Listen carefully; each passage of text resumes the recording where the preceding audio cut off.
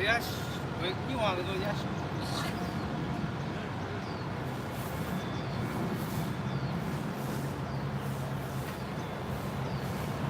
Soy Dog, what's happening? Let me give a few minutes, a few seconds here, let some people come in. But I'm standing here at Hong Kong Polytechnic University. I'm on the campus, right on this campus grounds here. I'm not inside. Getting inside is a bit problematic if you're not with a large organization, because they still want one person to come out and one person to come in. But they did say to me, if you can get the name of somebody who has been in here with your company, we'll let you in. That's no longer there, that had already been here. So there was a couple of people, and one guy in particular, he said, well, I went in before they cordoned off the area, and they weren't recording it, any information. So it's a bit difficult for me, but I'm gonna go to another entrance and I'm gonna go try there, see if I can get inside. I'd like to get inside. If I can't, I can't, but I'm gonna do my best to get inside. But a lot has happened from when I last streamed. Trump did sign the bill, and again, more uncertainty, because what does it mean? Does it mean anything to, hey Mitch, does it really mean that much? Or is it going to irritate the Chinese government and President Xi? What's it going to do? That's the big thing. And tonight, there's supposed to be a huge gathering. And then next week, there is a human rights gathering that's supposed to be a rally, whatever you want to call it. They're not calling it a protest. Tonight's is a thanks to the United States rally. And there's supposed to be somewhere in the neighborhood of 10,000 people there. So I'll be there. And if it gets a bit animated, I will stream. If it gets crazy, definitely I will stream. You know, we'll see what happens.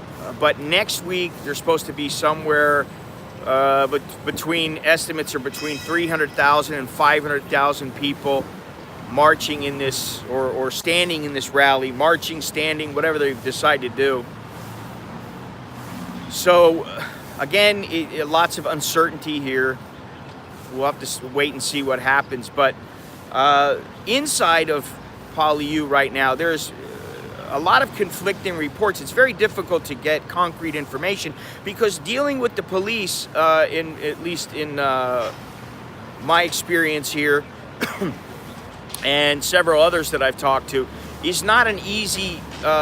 It's not easy to do. They're not exactly forthcoming with information. They don't want to let you know a lot, for whatever reasons. But supposedly there were 0 people left. Everybody had got out. Nobody could find anyone. Then it was, well, there's this one person there, and he said everybody else is gone. Now they're saying that there was a letter that came out, and there's approximately 20 people supposedly inside, but they're hiding because they're scared. And just a few minutes ago, just before I came over here, the bomb techs were inside. This is, they're supposed to be authorized by the university to go in. They're supposed to have a warrant. They don't. They're going in. Yes, I know, John. I just said that. Yeah, I'm aware of that. But thank you very much. I look at it in 2 ways when it comes to Trump signing the bill. One, it's going to irritate Beijing. It's going to frustrate them and the Chinese government. Or it's going to settle down some of the protesters. And like I said yesterday, they're going to try to deal with it politically, which is probably the smartest move, at least at first. They've already tried the rioting. I mean, it doesn't, well, it creates attention. And it may possibly get help from the outside, which it did in the case of the United States. But for the long term, I don't know what it does. It creates a lot of chaos and destruction. So I don't really know what they're planning on doing. But right now the bomb techs are inside, and also the forensics. Well, that's what I mean. These are the kind of things that are pissing people off. These are pissing the protest. This is pissing the protesters off. A lot of things that they're doing are making things worse, not better. And it's like they are just steadfast in the. I understand a government has to stick to its rules and its laws, but you can't just break them arbitrarily and then expect the people to say, okay, well, when you don't listen to us, that's okay too. It's not. I don't trust the police. To be completely honest, I don't trust them. I don't trust them at all. I mean, I don't know that I would feel comfortable walking into a police station. That's the law. They need a warrant to go in because it's university, and there is university police. There's a security team, security set up there, and there are procedures they're supposed to go through, and they're not doing them. And this is one of the main things, is that there is some debate on whether or not they can go in without any warrant, and this is a legal matter. So they've decided they've took it upon themselves. They haven't gone in, at least the last time I looked, they hadn't gone in. They have the forensics team there, and they also have the bomb squad. There goes a cop right there, a van. There are numerous vans and police everywhere. It's very, very difficult to even walk around, move around. Yeah, I mean, you know, who knows why Trump did what he did. Maybe he did it because he wants to stand up to China like he should and say, you cannot bully us and threaten us. Well, if you do this, we're going to do that. You can't really do that when it comes to the situation they're in right now, and they're trying to do this trade deal. That's not really the wisest move, in my opinion, to come out, for a guy to come out and say that. But, you know, they want to appear all powerful, all authoritarian, at least publicly. And again, if Trump didn't sign it, then it would have got signed anyway. So he's only in a losing situation if he doesn't sign that bill. So it's signed, it's done. Now it's a matter of what is the Chinese government going to do and what's going to happen here. It's very, very quiet here, and I've seen some people on Twitter and elsewhere that have said, well, a lot of the journalists are like, hey, you know, it's so quiet now, we want some action, we need the action. And I think they may have taken it the wrong way, because they're like, well, you know, our people are suffering, and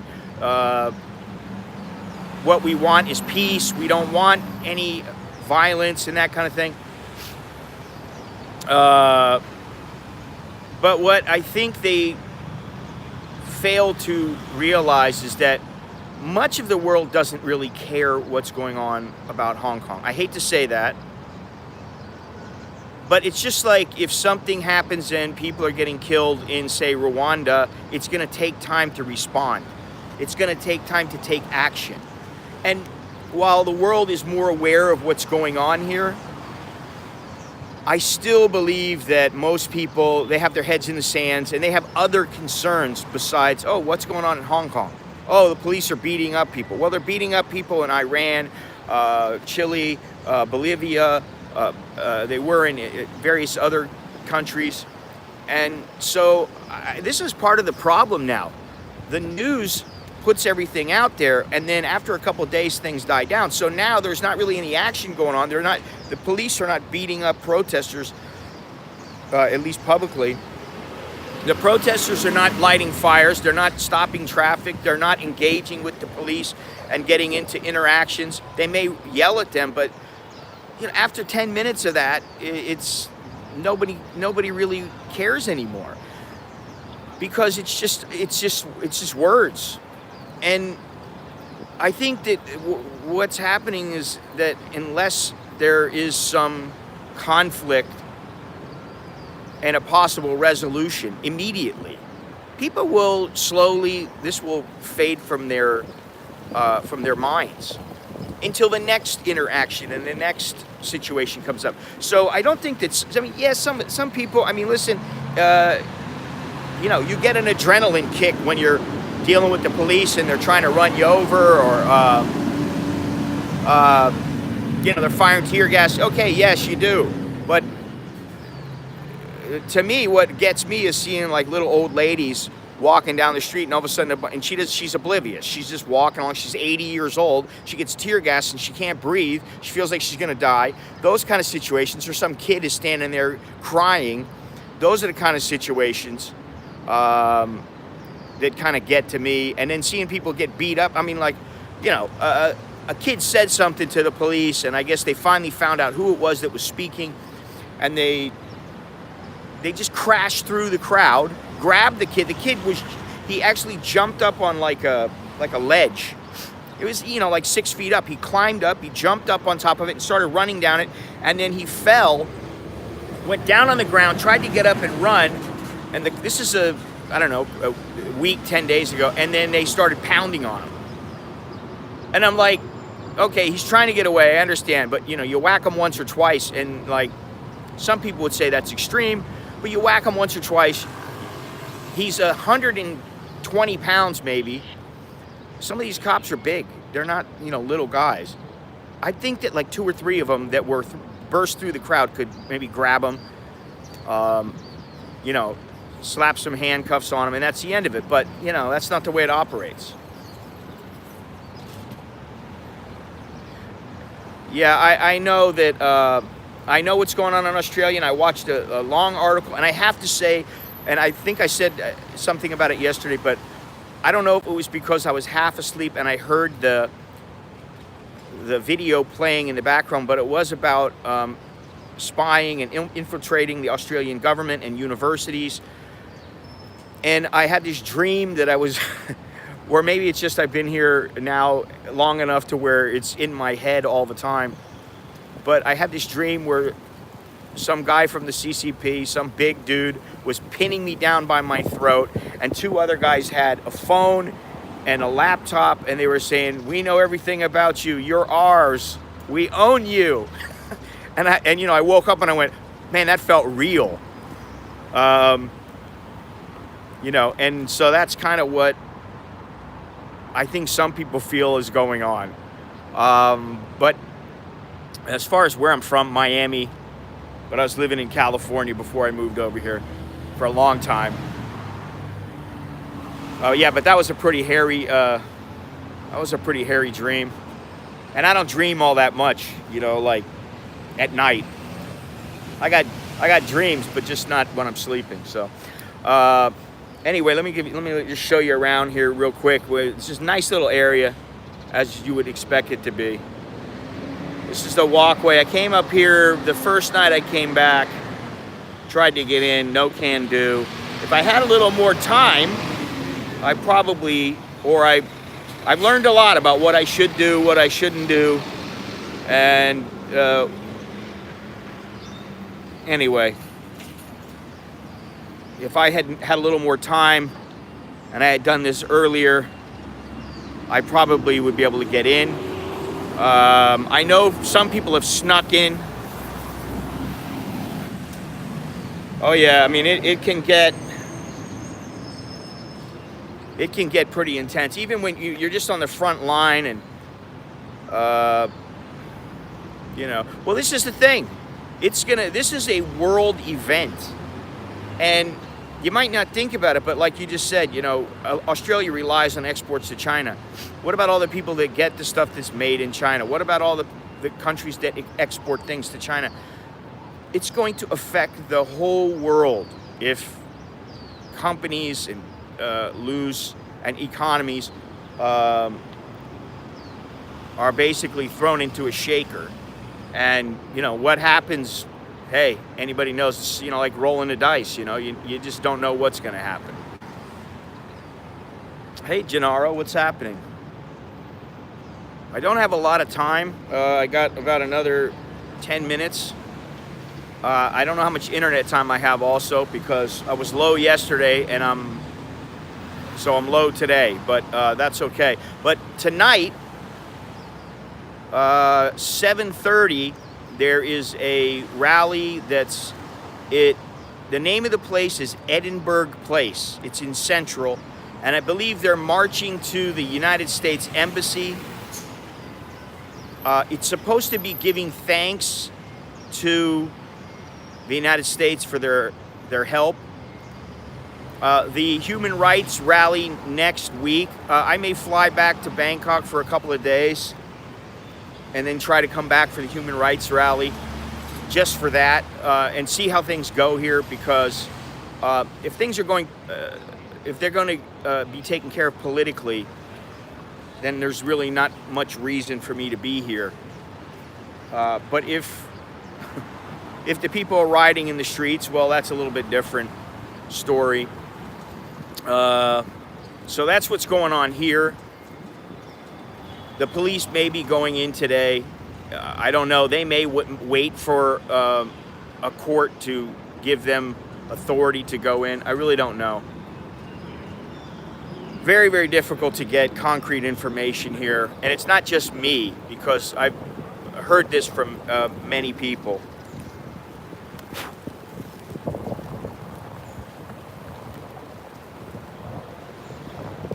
Well, supposedly that's what they're doing, is marching to the U.S. Embassy. They're giving thanks. There's something tomorrow. Last night there was like I can't see the, I've been going to these lunchtime protests, and while they can get a little gnarly once in a while, and that's why I go because instead of just watching the people sing, which I have footage of that, I have enough footage to last a lifetime of that. If there is an interaction like the other day with the old woman, okay, that it's people want to know about that. But what happens, and what I've noticed, is that a lot of times, and everybody knows this, it's the article, the news du jour. What happens is, wow, it's really exciting, so-and-so did this, so-and-so did that. Trump said this, Trump said that. I didn't even remember it was Thanksgiving until I saw this. I have lots of groups that I'm joined up with that are in a couple of apps, and I didn't even know that it was Thanksgiving until I saw the little poster that they send out for everybody to see. I didn't even remember. So happy Thanksgiving, everybody. Although today's what? Thursday morning, so it'd be Wednesday night. It's not Thursday. It's not Thanksgiving there yet. But thank you, everybody. Police have been in the building. I don't know if they're not storming the place. But I don't know if they're going, what part of the police that is that's in now. They may have entered while I've been online, or while I've been on my way over here. I don't know. But the bomb techs and the forensics experts have been in there for a while. So the next step is for the police to come in. So it wouldn't surprise me if they're in right now, or if they come in shortly in mass. But let me tell you, it's going to take a lot of work to get that university to be the way that it was before this happened. But the streets are, aside from some of the police tape and some garbage here and there, you wouldn't even know that anything was going on. In some other areas, there's graffiti, which gives you a good idea. But for the most part, they've managed to clean things up. I was in an area the other day, I think it's right down the street here, and they had a bulldozer out, and they were throwing the bricks in the front of it, and then it was going and bringing it to a big truck and dumping all the bricks, because there were so many bricks that they needed that. And that was a couple days ago, and I went yesterday or the day before, and it's now just like it was before everything happened, just like new. So, you know, they're slowly getting things back. But, you know, the other thing is that the CEO here, Carrie Lam, gave a speech, I think it was yesterday early. And she said, oh, there were two things that struck me about what she said. First, she said, we need to review what happened with the police and why things have happened the way that they have, and something to that effect. That's paraphrasing her. But the people don't want a review. They want an investigation. They don't want, well, this happened because of this. No, what they want is an investigation, and they want some consequences. That's what they want. They want police to be charged. They want police to be fired. They want a new police force. That's what they want. They don't want people just to go, oh, well, this is what happened. Oh, it was an exciting time. It was, you know, tense. It was intense. And we just don't know, you know, why everything happened. But these people, they're good police. No, that's not what they want. They want people to be charged, tried, charged, put in jail, fired, a new police force. And I don't know if that's ever going to happen. The other thing that she said was that she knows that that they must have done something wrong, that the voting showed that the people did not like the manner in which the police have handled these protests. She completely glossed over, ignored, whatever you want to call it, she completely glossed over everything else. She didn't even refer to it, the fact that anything to do with the 5 demands. The only thing she did say was that she wanted to give a review of what happened here with the police and the whole situation. No, everything is not about the police. Definitely not. Just like I don't think that the protesters are going to be allowed to go free. They're not going to get their 5 demands ever. It's not going to happen. They're not going to allow.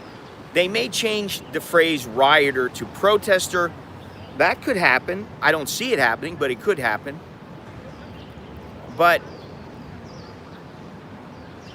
I don't see them ever giving amnesty to these people that have been arrested. Now, interesting bit of information, 5,800 people have been arrested so far. 923 of them have been charged. So all the rest have been released. And I believe that's because it's very difficult for them to show and to prove that they were doing anything. And then what was the other one? Something like, I'm trying to remember that last stat. Maybe it'll pop into my head here. But anyway, so, you know, of the people that were arrested, less than 20% have actually been charged. This is a two-sided thing. I don't want to act like this was all the police or all the Hong Kong government. It wasn't. But I will say this. I think that the protesters, they don't know what else they can do. Now they've won these district seats, which is relatively toothless. However, as a whole, maybe it can help a little bit. I don't know. But I will tell you this. I saw one guy, 25 years old. He won the election. Another guy, 21 years old. And he won his seat, his district seat. I don't know if that's a good thing. And that's what my buddy told me that lives here. He's a Hong Konger. I think this whole situation is going to take years. It may take until 2047. I don't know. I think there will be sporadic protests. It's not going to end. There's going to be a lot of the peaceful protests, which, you know, people will remember. Oh yeah, there's protests in Hong Kong. The protesters they risk alienating the public, though, if they get violent, even if the police have committed acts of violence. And, you know, I did say after the second trip, there was one or two things that they did that made me think, let me move this over here, that made me think, you know, I don't know about what they're doing here. I don't know if this is the right way to go about it. I understand that, you know, the police are in a tough situation, and granted that they may be the long arm of the Beijing government, but I understand kind of they're in a tough situation, and then the police turn around and do something like the old lady I was talking about, Gilbert. I didn't forget your question. Basically, a couple people grabbed her and put some saline in her eyes and some stuff on her face, some a mask, all right, just like a towel, and they walked her quickly out to an area where there wasn't any tear gas, and she was okay. But you know, I've seen little kids crying, old ladies crying, old men that were, you know, coughing their brains out, and they, you know, it's not a good situation. And then the thing that I remember most is the thud of the batons on people. You know, it doesn't sound real. And one thing that I've been trying to find out, and I'm looking into it now, there's a couple things I'm looking into right now, just, you know, making some inquiries. But one of them is, what's happened to all the people that have been beaten? Is there a reason why they're not speaking? Will they speak later on? Are they willing to speak now? Are they in a hospital? Do they have any long-term injuries? Those kind of things. I've seen a couple of people, and they were young, and they're walking around with, you know, like walking sticks. They almost look like a monopod, the way that they're set up, but they're walking sticks. And I'm wondering to myself, wow, these guys are young. You know, this is like 4 or 5 people I saw, and I'm like, all right, 1 person, 2 people, okay, I understand. But 4 or 5, I was like, maybe some of them got hurt. They need the walking stick. I don't know. You know, again, it's very difficult. This is not an exactly, this society is not exactly the most forthcoming, especially to foreigners. You know, they'll help you, they'll give you information when they can, but when it comes to things like, you know, hey, I was beaten, I'm going to speak out against the police. Well, they risk a lot. They've risked a lot already. And so they risk speaking out against the police because a lot of people have supposedly, mysteriously disappeared. Now, that brings me to another point. Whether it's fact or not, it's out there, it's a rumor at this point. There is some video of people being thrown on a train, of protesters being put on a train, and the rumor is that they were taken up to the border, and then they're going to go to some re-education camp. I don't know if that's true. That's what I've been told, what I've heard. But now I'm starting to hear some other things that maybe it wasn't true. They went to a different station. And the problem is I'm more apt to believe the protesters than I am the police, because I don't trust the police at all now. Not at all. And I know I could probably sit and have a conversation, have a coffee with a guy, have a sandwich, you know, whatever, a donut with one of these cops. Yeah, what happened to him? Well, supposedly his wife is saying that he's miserable, it's ruined their lives, and all these other things. I've only seen one reference to him since that happened, as far as his personal information and what's going on with him. Other than that, I have seen some things that said, oh, these dastardly protesters, they're violent, they're this, they're that. I will admit they got violent about a week and a half ago, definitely. They were extremely violent.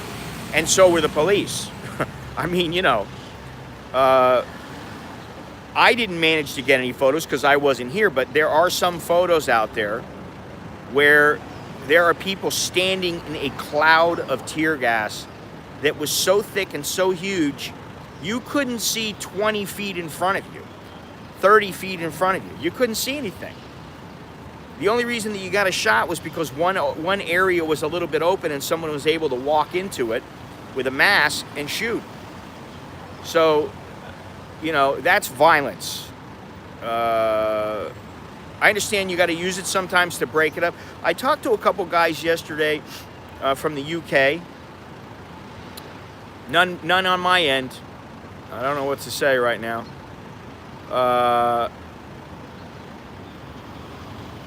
Well, you would think so, but I can tell you that no Chinese newspaper is going to tell you anything.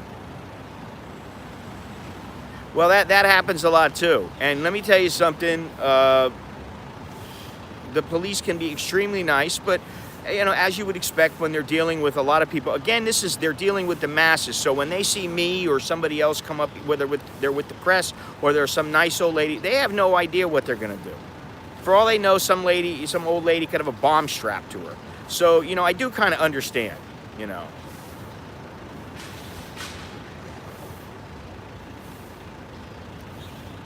Yeah, I mean, you know, this is the thing. And then, of course, you know, China will come out with its own propaganda or its own take on the whole situation of people talking about China. Oh, it's so bad here.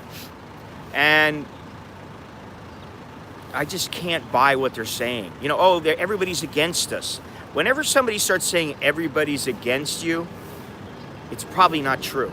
And I saw a thing about Shenzhen, which interestingly enough, somebody I met here is in Shenzhen right now. Actually, 2 people I know are in Shenzhen right now. It's a very nice place, apparently. It's a hub for IT activity and software, hardware, that kind of stuff. Whether it's illegal or not, nobody cares, apparently. And I saw a couple people, and they were saying, "Oh, I mean, forget China Daily, forget it." Even the South China Morning Post, they try to be a little bit more neutral, but they're not. At the end of the day, they're not. They're leaning towards Beijing.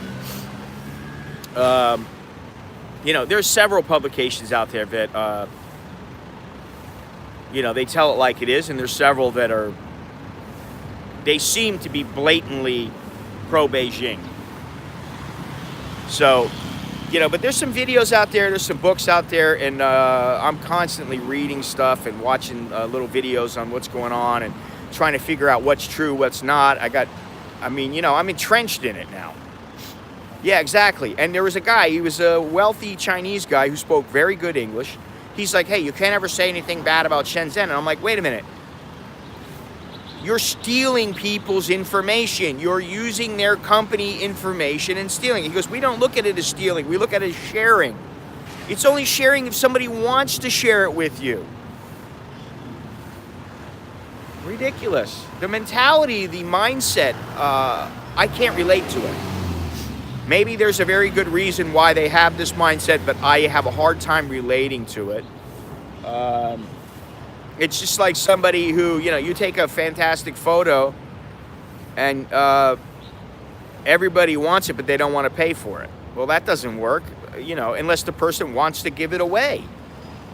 And, and this is a thing with like art. I was talking about this to a guy last night. And this is the thing. It doesn't... Well, actually, it was Jono this morning, but I was talking to a guy about it last night, too. Jono's back in Bangkok. If you're listening, Jono, hey, what's up?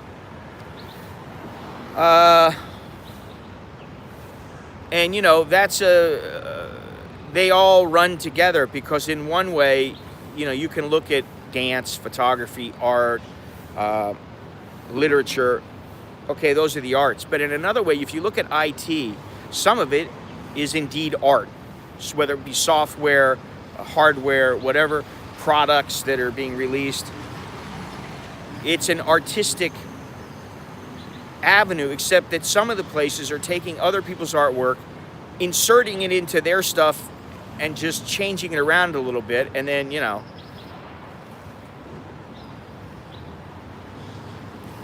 well, they also make a lot of cities and buildings, and the buildings, and I've been told by many people that have lived there or live there, that they don't like they don't want to buy anything because the buildings fall apart after 10 years. You know, there's a, look at this. There we go. I hope you can see that. Blue Ferrari, yellow Ferrari, red Ferrari. I've seen Maseratis, Lotuses, McLarens, you name it, I've seen it here. There's a lot of money here.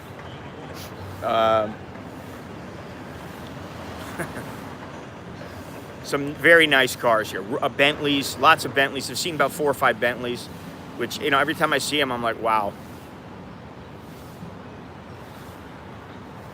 I always think, how did this guy make that much money? Or how did the person in it make that much money?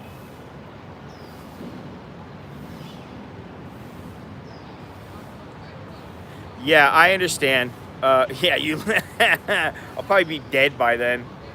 Yeah, I mean, this is the thing. They all stream. They're all stealing, and it's a matter of who's crying the loudest. The squeaky wheel gets the grease. And you know, there are some Chinese products that are extremely, they're very good. I mean, you know, listen, say what I will about DJI, you know, their drones work very well. The gimbals work well. You know, they're getting better. I did hear something in this video I saw about Shenzhen where they said it used to be, there was one company, I don't remember what it was, or one mentality that they all had about IT, and they said it used to be that we were low cost and we were a cheap product. Now we're getting higher products, higher grade products. You see, we have higher grade products, and yeah, but you see, this is the thing. Some things do break quickly, but some things are getting better and better, and they're improving their quality. And when they get to quality to where it's head and shoulders above everybody else, I'm not shocked by anything. I mean, you know, it just makes me shake my head at this point. I've been around long enough on this earth where a lot of things, I don't understand them, but they don't shock me. I mean, that's the only way I can put it. I'll never understand them. And this is the thing. As human beings, we want to understand. We want to understand, why is it this? Why? What? I think it was Budweiser that made that campaign, Why Ask Why? Brilliant. That's brilliant. Because if you ask it, why ask why? What does it really matter? Does it really matter to your life that you need to know everything? Why is it this way? Why is it that way? No. How about sorry, Mom, you only have so many fucks to give, and after a while, you just don't give a fuck anymore. Wow. Well, you know, I don't know about the higher end drones, but I know, like, for consumers, you know, people love those DJI drones. Obviously, I had my own issues with the drone, in that the controller didn't work and I couldn't get another one. I'm like, well, what good is it if the controller goes out? Now I got to go and buy the whole freaking thing? It's ridiculous. So, you know, fortunately, I found a Thai guy, you know, who fixed it up. You know, so I did think about bringing it here, but, you know, I'm lugging around a lot of stuff. You know, I'm not really able to fly Air Asia now because it's just, I got too much stuff, and it works out. Air Asia's tickets are more money than Hong Kong Express, Hong Kong Airlines, Thai Smile. Their price, when you figure in the luggage, picking a seat, if you want a meal, which usually I don't eat anything on Air Asia, it ends up that you're paying 10, 20 bucks, you know, more just for one way. Well, you know, sometimes I wonder, where do the people in the government, where are their heads? Are they only thinking about laws, or are they thinking about what's actually happening? You know, how disconnected are they from the people? Carrie Lam seems to be very disconnected from the people. Is this Does this across the board where all leaders are detached and they have no connection with their the people that elect them, or in Carrie Lam's case, the people that are, you know, she's supposed to direct in what happens? I don't know, but yeah, why would you underestimate what, you know, however many billion Chinese there are now? What is it, 1.7 billion or something like that? Why would you underestimate them? Because if only 10% are extremely intelligent, that's a lot of people. You know, if only 10% are highly educated, extremely skilled, that's a lot of people. So, I don't know what the answer is, but I don't think I'll be around by the time that, you know, if they ever take over the world, however they manage to do it, whether it's financially, whether it's on the ground or whatever it may be. Hopefully I'm not around, because I don't want to have to learn how to speak. I want to learn to speak Chinese or Cantonese here because I want to, not because I have to. You know, and I don't want my kids to have to learn it.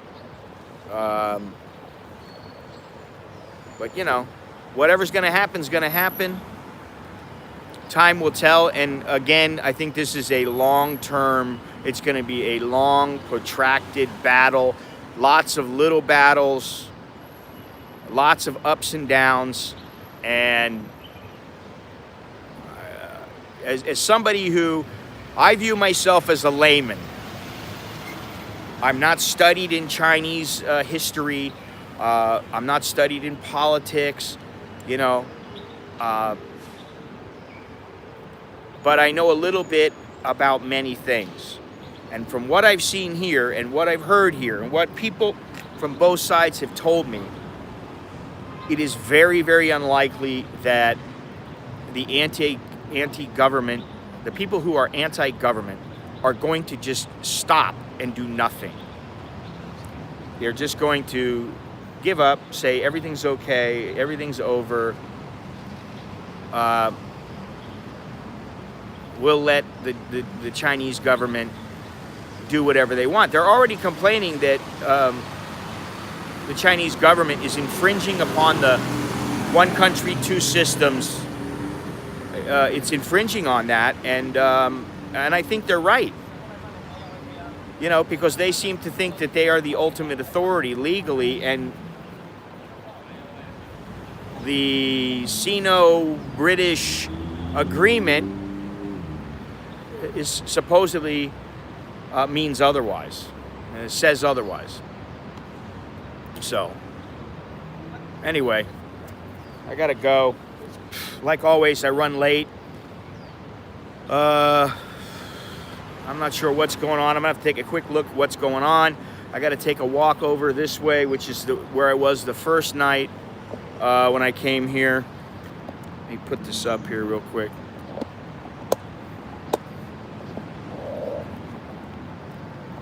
All right, let's see what I can do here.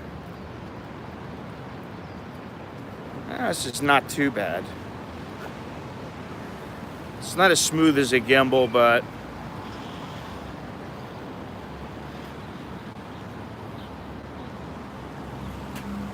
if you drink, don't drive.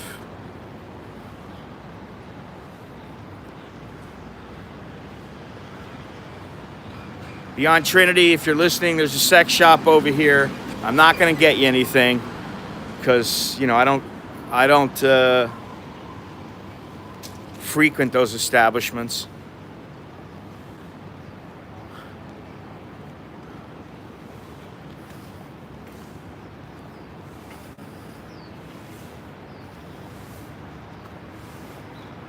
See, it's a very nice campus.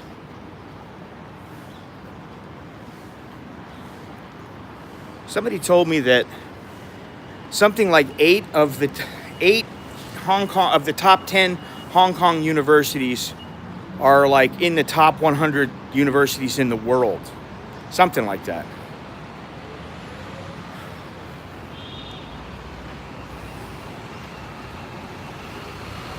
So they got guys here. They got guys here watering stuff, watering these plants. It's very nice. If there wasn't this tension, I can see why people would like it here. I like this place a lot.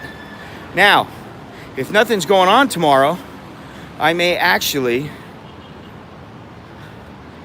go up to take the tram and stream from there. I may do that. I have to see. I don't know where I am. I'm gonna try to remember where I am. This is not the right way to go the other way, I think.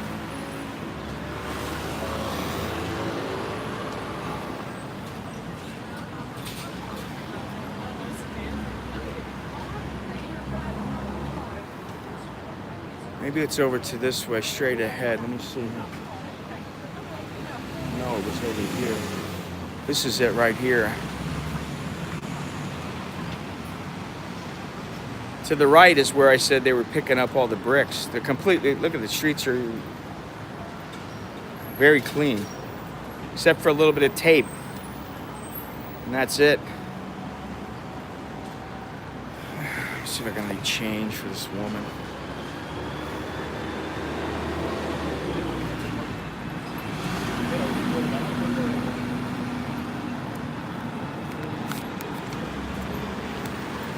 All right, I gotta go back over here. This poor woman is over here. I don't know what she's doing, but hang on a second. There you go, honey.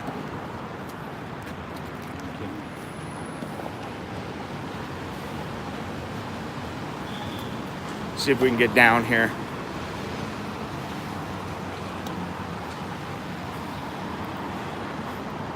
It's highly unlikely I'm going to be able to get in. I know some people who have snuck in, and but they're being very, very difficult, very strict. When they don't have to be. I mean, I was like 2 feet. I could have taken 3 steps, and I would have been to the table where you register your name. And the guy said, "Oh no, you have to go all the way around." I go, "Man, I'm 2 feet away. Can I just like take 2 steps?" And you know, I just did it. I just walked and moved over. And I thought to myself, what's he gonna do? You know, he's gonna shoot me? He's gonna get angry at me and yell at me? There was an open spot, and I just walked right through it. And he's like, no, you can't go this way. Go around. I'm like, you mean I gotta go all the way around the block because you don't want me to walk 2 steps? And there was nobody there. You know what I mean? Like, it's just, sometimes they border on ridiculous here. All right, let's see. Anyway, I better go. I don't want to walk up to a bunch of cops when I'm streaming and trying to get in. So, thank you very much, everybody. I'm not sure quite what the schedule is. Although I may come back for the human rights rally next week. I may leave in a couple of days, depending on what happens here. But tonight is supposedly is a huge rally, and I may stream from there. We'll have to see what's happening, what it's like. I'll have to get, I have to pick up on the vibe, but that could be around, let's see, it'd be about 8, 9 o'clock here. Would be 8 o'clock time, about 8 o'clock Eastern time, something like that, in the United States. And then I'm trying to think of, I'm looking for other things to do, other places to go. So we'll have to see what's going on. Iran is looking pretty gnarly right now. Like I said, I was starting to say earlier, I met a couple guys from the UK, and they were telling me about different places that they had been, and what the police were like, and what the protesters were like, what the people, the armies were like, and some of it's pretty gnarly. And they actually said that the police here are actually, their procedures are a little more polite than elsewhere. You know, they'll put up, most of the time they'll put up a flag saying you're gathering illegally, and then they'll put up another flag. I think that's a blue flag. They'll put up another flag that says, which is like, I think the black flag or blue. It says tear gas may be dispersed or something like that. And then they send the tear gas off. They warn you most of it, the vast majority of the time. In some places they don't do that. And where is it? In I believe Chile. They've been shooting people with the tear gas canisters. I saw one guy get his head blown off. Not pretty. Or half his head, something like that. So, you know, I'm looking for some other projects. If anybody has any, hey, listen, if you got any ideas, I'm more than willing to hear them. Doesn't mean I'm gonna do them, but I know there's the anal bleaching, but you know, I like to do something a little more newsworthy. Freaking fly, man. I must stink.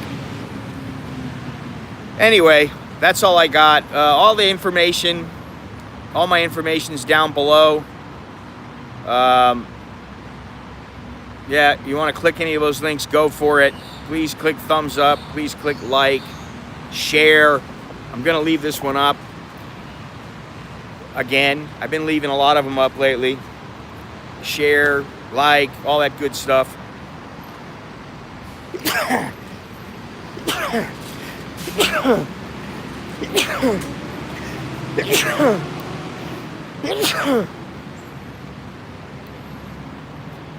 Wonder how many people do that on CNN. Whew.